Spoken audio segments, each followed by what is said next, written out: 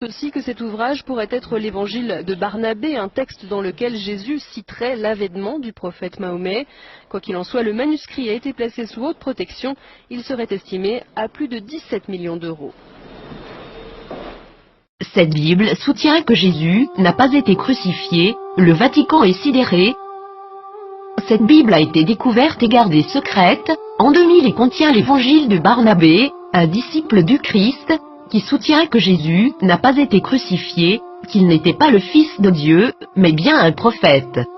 Cette Bible soutient aussi que l'apôtre Paul est appelé l'imposteur, que Jésus a fait son ascension tout en restant vivant et que c'est Judas Iscariote qui a été crucifié à sa place. Authenticité selon les rapports, les experts et les autorités religieuses, à Téhéran, insistent sur le fait que le livre est un original. Il est écrit avec des lettres dorées, sur du cuir relié et il est écrit dans la langue araméenne, qui était la langue parlée par Jésus. Le texte principal maintient une vision similaire à celle de l'islam, contredisant les enseignements du Nouveau Testament de la chrétienté. Jésus a aussi prédit la venue du prophète Mahomet, qui a fondé l'islam, 700 ans plus tard.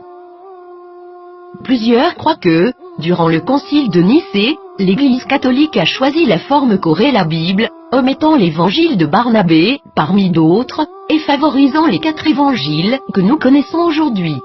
De nombreux textes bibliques ont commencé à faire surface depuis ce temps, incluant ceux de la Mère Morte et les évangiles gnostiques, mais cette Bible semble tout particulièrement inquiéter le Vatican.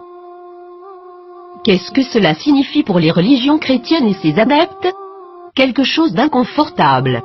Le Vatican a demandé aux autorités turques de pouvoir examiner le contenu du livre. Maintenant que ce livre a été découvert, accepteront-ils cette preuve?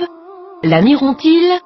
L'appelleront-ils un mensonge musulman, comme l'a fait le magazine Truth en 2000?